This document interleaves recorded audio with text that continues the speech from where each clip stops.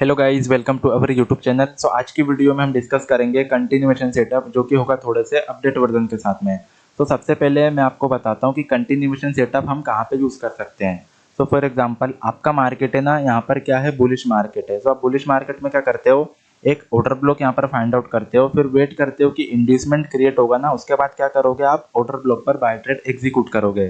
तो गाइस देख सकते हो ये कितना क्लियरली यहाँ पर मार्केट ने आपको सेटअप बना के दिया है। ये पॉसिबल तभी होगा जब आपका प्राइस है ना वो क्या हो, नॉर्मल मूव करे। लेकिन यहीं पर आपका जो प्राइस है वो स्ट्रॉन्ग मूवमेंट यहाँ पे शो कर रहा है, तो आपको ना ये सेटअप देखने को नहीं मिलेगा।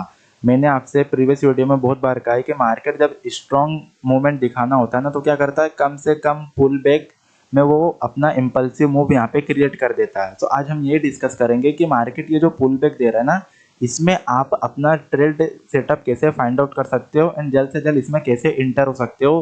क्योंकि हमें क्या करना है, ये रैली है ना, ये कैच करनी है। तो उसके लिए आपको इस पुल बैक पे सेटअप फाइंड आउट करके आपको ट्रेड में एंटर होना पड़ेगा। सो प्लीज वीडियो को लास्ट तक देखना। आगे वीडियो में हम ऐसी बहुत सारी इंफॉर्मेशन शेयर करने वाले हैं। सो गाइस, इस कंसेप्ट को ना क्लियर करने के लिए आपको वैलिड पुलबैक आइडेंटिफाई करना आना चाहिए, तब जाकर आपको ये कंसेप्ट अच्छे से समझ आएगा। एंड पहले हम इसे ड्राइंग में एक्सप्लेन करेंगे, उसके बाद हम इसे रियल चार्ट में भी अप्लाई करेंगे, जिससे आपको अच्छे से समझ आए। सो गाइस, सबसे पहले हमें क्या देखने को मिलेगा, एक इम्पल्सिव मूव यहाँ पर हमें देखने को मिलेगा। फिर उसके बाद एक माइनर सा करेक्टिव मूव क्रिएट होगा। गाइस, ये जो करेक्टिव मूव आपका क्रिएट हुआ है ना, ये ज़्यादा से ज़्यादा आपका 3 या 4 कैंडल का क्रिएट होगा, जिसमें आपको वैलिड पुलबैक फाइंड आउट करना है, इंड्यूसमेंट फाइंड आउट करना है, एंड उसी में आपको स्वीप एंट्री भी देखनी है। अगर यहाँ पर आपको स्वीप एंट्री नहीं मिल रही है, उसके बिलो आपका कोई सा भी नॉर्मल ऑर्डर ब्लॉक भी होता है ना, तो भी आप वहाँ पर बाय कर सकते हो। क्यों? क्योंकि आपने क्या किया है, ऑलरेडी यहाँ पर शार्पली पुल बैक आइडेंटिफाई कर लिया है, जिससे कि इस नॉर्मल ऑर्डर ब्लॉक की प्रोबेबिलिटी है ना, वो भी बहुत ज़्यादा हाई है। तो देखो, अब मैं आपको बताता हूँ कि आप ये 3 या फिर 4 कैंडल का पुल बैक कैसे आइडेंटिफाई कर सकते हो। सो बुलिश मार्केट में हमें क्या ध्यान रखना होता है, बुलिश मार्केट में हमें कैंडल के लो पर फोकस करना होता है।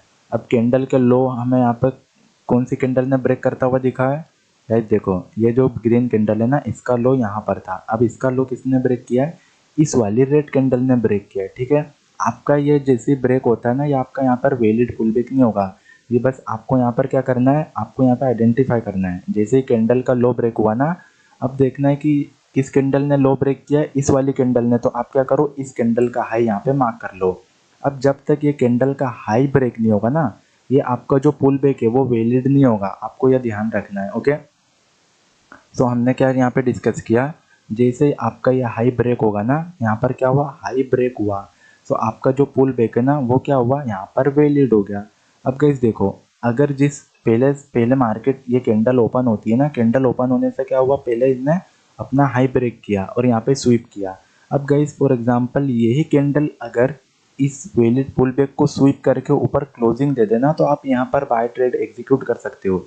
ये आपकी एक और एडवांस वे में एंट्री आपकी मानी जाएगी। ठीक है, बट यहाँ पर क्या हुआ ना, प्राइस ने एक और कैंडल यहाँ पे फॉर्म करी। उसने क्या किया, प्रीवियस जो इंड्यूसमेंट क्रिएट हुआ था ना आपका, उसे यहाँ पे स्वीप किया, जिससे कि यहाँ पर आप ट्रेड एग्जीक्यूट कर सकते थे। ओके, आई होप आपको ये समझ में आ गया होगा। अभी हम चलते हैं रियल चार्ट में, जिसमें आपको और अच्छे से समझ आएगा। चार्ट में इन इस सेटअप को ना आप 3 कैंडल सेटअप भी बोल सकते हो। आपको ध्यान रखना है, अगर आप बिगिनर ट्रेडर हो ना, तो आपको इसे ट्रेंड के साथ में यूज़ करना है। एंड अगर आप एक्सपीरियंस ट्रेडर हो, तो आप इसे एज अ काउंटर ट्रेड भी यूज़ कर सकते हो, जैसा कि हमने पहला एग्जाम्पल में यहाँ पर किया हुआ है। ओके, तो गाइस देखो, यहाँ पर क्या होता है, एक ऑर्डर ब्लॉक यहाँ पे क्रिएट होता है, जो कि हाई प्रोबेबिलिटी ऑर्डर ब्लॉक है। बट आपको पता होगा, जो जनरली क्लियर कट यहाँ पर ऑर्डर ब्लॉक जो फॉर्म होते हैं ना, उस पर मैं बाय ट्रेड एग्जीक्यूट नहीं करता हूँ। बट यहाँ पर हमने बाय ट्रेड एग्जीक्यूट किया, क्योंकि हमें यहाँ पर क्या देखने को मिला, 3 कैंडल सेटअप देखने को मिला। मैं आपको यहाँ पर जूम करके दिखाता हूँ।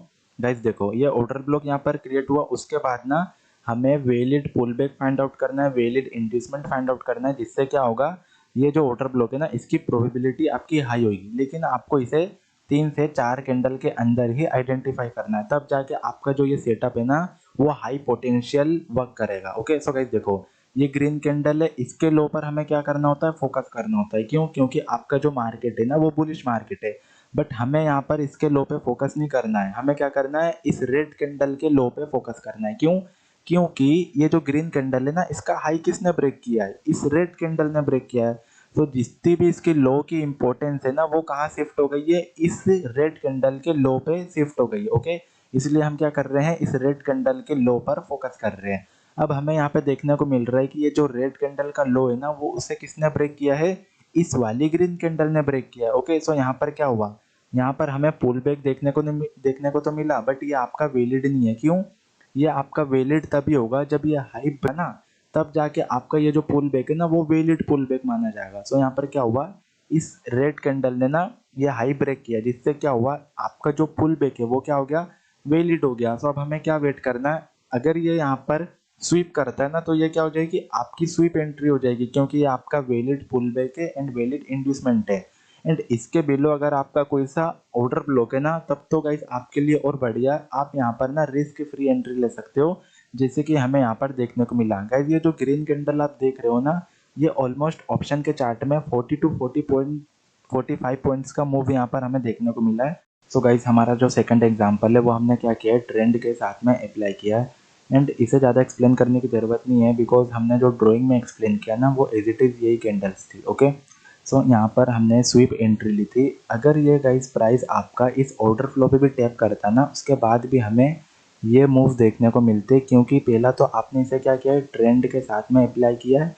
एंड दूसरा, आपने already 3 candle setup and sharply जो पुल बैक आइडेंटिफाई ना, वो आप यहाँ पे कर चुके हो। इसलिए इस ऑर्डर फ्लो की भी बहुत ज़्यादा प्रोबेबिलिटी थी कि ये आपका वर्क करे। ओके, आई होप आपको 3 कैंडल सेटअप का कंसेप्ट समझ में आ गया होगा। कुछ भी आपको डाउट होता है ना, तो आप नीचे कमेंट कर सकते हो। भाई सबसे पहले इस ट्रेड के पीछे का लॉजिक डिस्कस कर लेते हैं। इस ट्रेड में ना हायर टाइम फ्रेम का कोई भी कंफर्मेशन नहीं लिया गया है। पूरा ट्रेड हमारे एलटीएफ पर ही बेस है। ओके, अब गाइस देखो, सेटअप की अगर बात करें तो यहाँ पर क्या हुआ था ना, ये जो कैंडल है, इसकी शेडो ने प्रीवियस कैंडल की लिक्विडिटी ग्रिप की थी। एंड आपका जो ये शेडो है ना, वो अनमिटिगेटेड था। एंड इसकी प्रोबेबिलिटी तब हाई हुई जब यहाँ पर एक इंड्यूसमेंट क्रिएट हुआ। एंड गाइस सबसे बड़ा रीज़न कि यहाँ पर हमने ट्रेड इसलिए लिया, क्योंकि यहाँ पर जो हमारा एसएल है ना, वो बहुत माइनर यहाँ पर सेट हो रहा था, इसलिए यहाँ पर डेफिनेटली ट्रेड करना बनता था।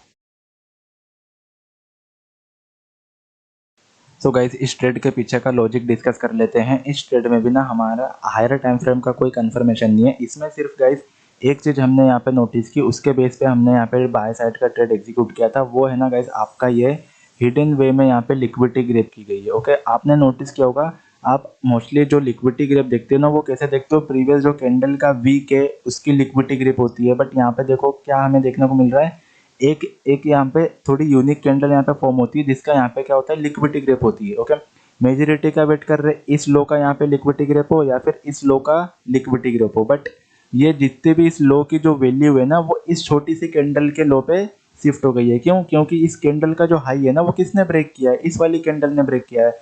तो जैसे ही इस कैंडल का लो यहाँ पे स्वीप होता है ना, तब जाके ये जो कैंडल है, इसकी प्रोबेबिलिटी हाई हो जाती है। इसलिए हम क्या करते हैं गाइस, ज़्यादा कुछ भी यहाँ पे हम नोटिस नहीं करते, बस यही चीज़ देखते हैं कि एक हिडन वे में यहाँ पे क्या हुआ है? लिक्विडिटी ग्रिप हुई है, इसलिए हम यहाँ पर एक बाय ट्रेड एग्जीक्यूट करते हैं। ओके, आई होप आपको पता चल गया होगा कि इस ट्रेड के पीछे का लॉजिक क्या था।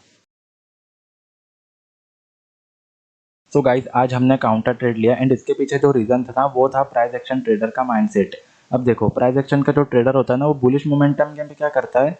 कहीं पे भी रेजिस्टेंस क्रिएट होता है ना, तो उसके ब्रेकआउट पर एग्रेसिव बाइंग करता है, जैसे कि हमें यहाँ पे देखने को मिला। प्राइस एक्शन ट्रेडर ने क्या किया? जैसे ही रेजिस्टेंस ब्रेकआउट हुआ, उन्होंने यहाँ पर एग्रेसिव बाइंग की। अब वो ट्रेप हो चुके हैं, हमें कब पता चला? जब यहाँ पर हेवी सेलिंग हो गई एकदम से, मतलब कि नेक्स्ट अटेम्प्ट में क्या हुआ? हेवी यहाँ पे सेलिंग हो गई। तो हमने क्या किया गाइस, यहाँ पर एक स्कोप का सेटअप फाइंड आउट किया एंड यहाँ पर एक सेल ट्रेड एग्जीक्यूट कर दिया। अब हमारा जो टारगेट निकाला ना हमने, वो हमारा एक ऑर्डर फ्लो था, क्योंकि ये जो हमारा ट्रेड है वो हमारा काउंटर ट्रेड है। गाइस इसमें आपको एक और लर्निंग है, मैं आपको वो बताता हूँ। यहाँ पर जो हमारी एंट्री हुई ना, वो हमारी थोड़ी रिस्की एंट्री थी। हमारी जो सेफ एंट्री होनी थी, वो इस कैंडल पे होनी थी। अब इसके पीछे का रीज़न है वो देखो गाइस, ये वाली जो कैंडल है ना, इसने क्या किया? प्रीवियस कैंडल की लिक्विडिटी ग्रेप की है। सो मेजोरिटी एसएमसी क्या करे? इसे एज अ स्कोप मार्क कर लेंगे। ओके, तो हम क्या करते हैं? इसे स्कोप एज अ मार्क कर लेते हैं। अब देखो, जो एसएमसी के ट्रेडर है ना, वो वेट कर रहे हैं कि जो प्राइस है ना, वो यहाँ पे टैप करेगा, तब क्या करेंगे? वो सेल ट्रेड यहाँ पे एग्जीक्यूट करेंगे।